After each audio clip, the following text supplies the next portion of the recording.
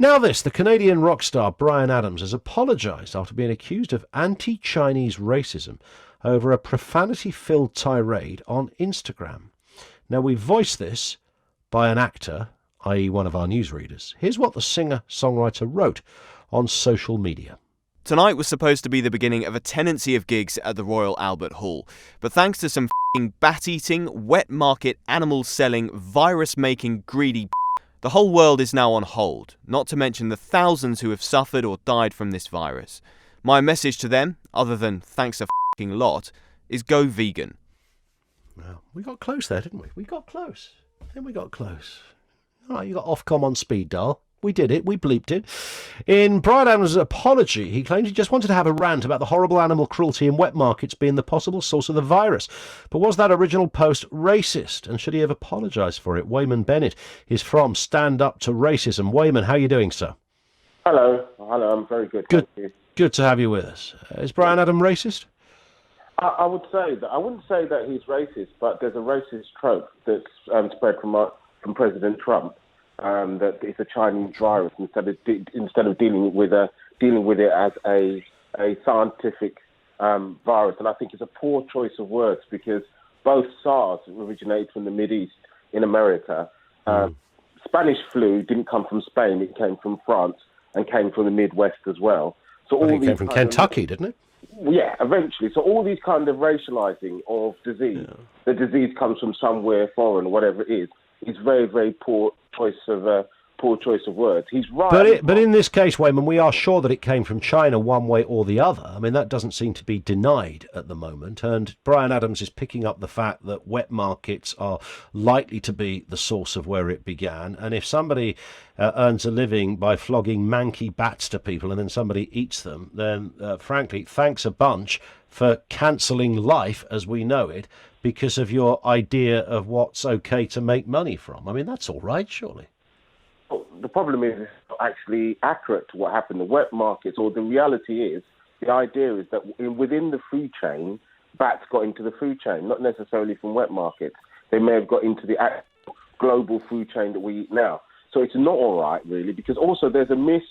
A lot of people, I mean, Stand Up to Racism has seen a 35% increase in attacks on East Asians as people have ignorantly not understood that a disease is a disease.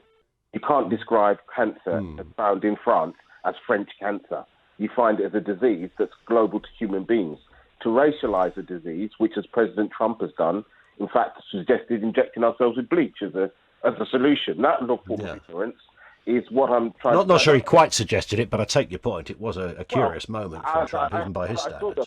I saw the film, and he suggested rinse ourselves out with disinfectant. I mean, what I'm saying... Yeah, he didn't actually say that. I mean, if we want to be accurate on what people said, he didn't say that, Weyman. Otherwise, you're just making stuff up. Okay, but there's a report inside The Economist about a global fight between both America and China about how to explain this global crisis.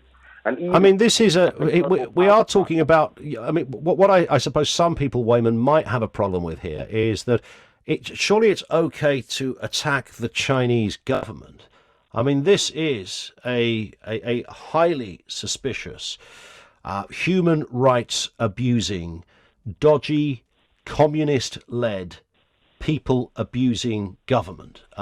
If somebody wants to highlight that, why is that wrong? Look, if you want to highlight the injustices that take place inside China, that's fine. As long as people recognise the majority of people that died in the United States and the black people that died in the United States, or in this country, actually, with the highest death rate, is because of the incompetence of our own governments. So the fact that people are trying to deflect what is actually an international tragedy and a national tragedy, the sheer deaths that have taken place inside Britain... Are you racialising coronavirus now, Weyman? No, I'm not. I'm saying there's a level of incompetence and actually the problems at home. The idea that our government... So you can attack our government but not the Chinese government. What's going on here, fella? I'm to say that we're responsible for holding our own government because they're the democratically elected people. That's true. That's true. Also, when we talk about a generation of the generation, which part of my family are from, are slaughtered inside care homes, and then people want to talk about China, I think that they're trying to deflect what's going on as a national tragedy, a national disgrace.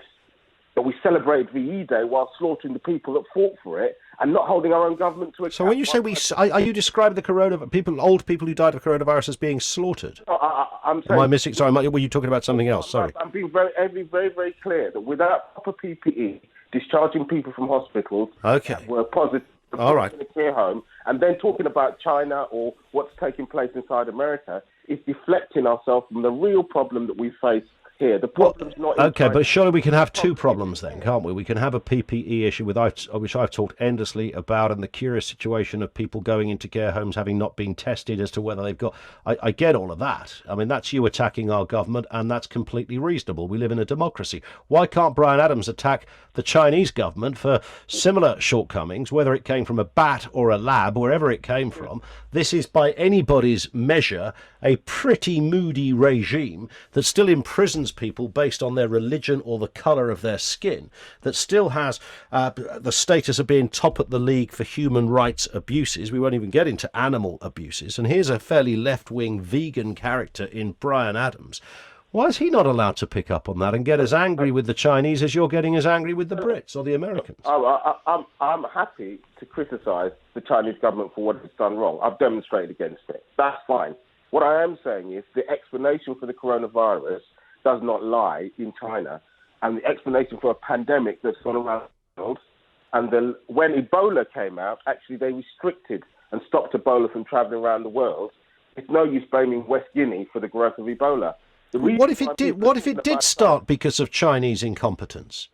What if it was allowed to spread because the Chinese didn't give enough information that they were supposed to give? What if they didn't share human-to-human information back in the day? That, sir, is the Chinese government's fault. But the WHO announced a pandemic, and both the British government and the American government ignored it.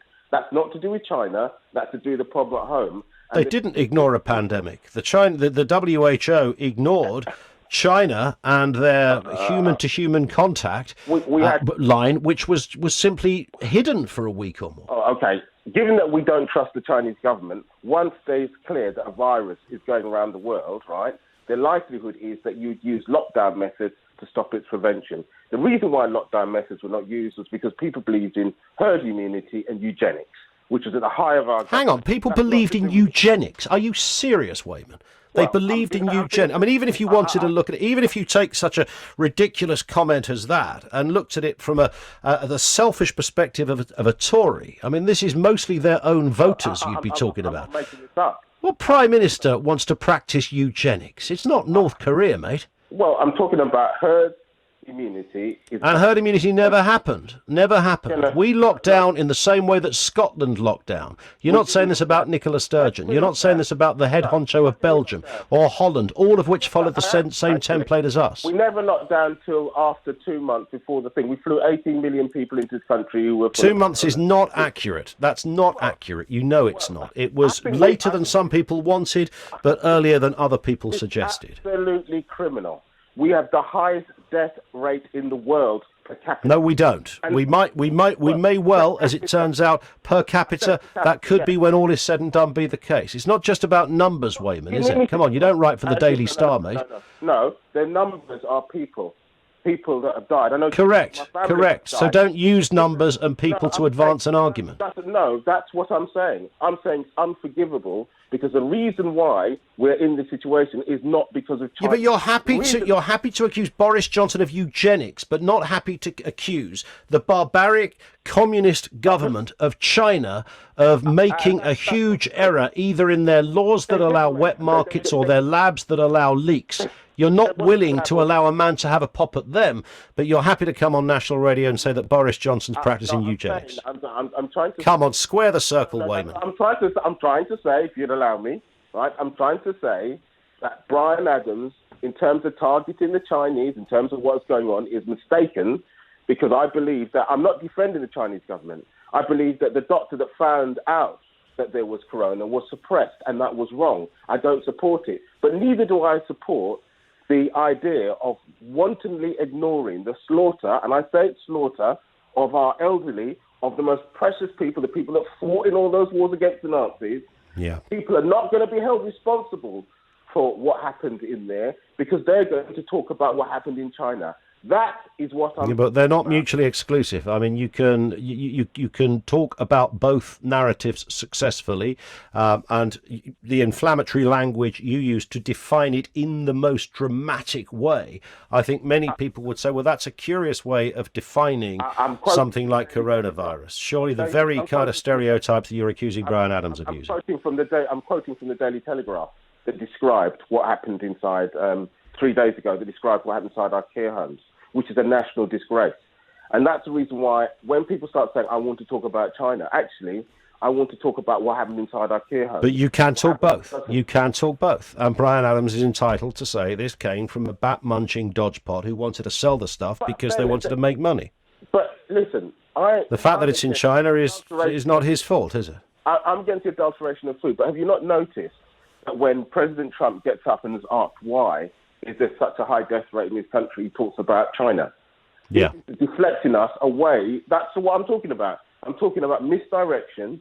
Well, there is some misdirection, but he is. I mean, I am known for not being a supporter of Donald Trump, and I'm regularly attacked for my attacks on Donald Trump. But the last time I looked, he's entitled to identify, not excuse his entire response, but he's entitled to identify the source of a global pandemic that, in your words, is slaughtering old people. Well, I use those words. Transparency from the Chinese on day one might have saved those lives. Some of my family live in Germany, right?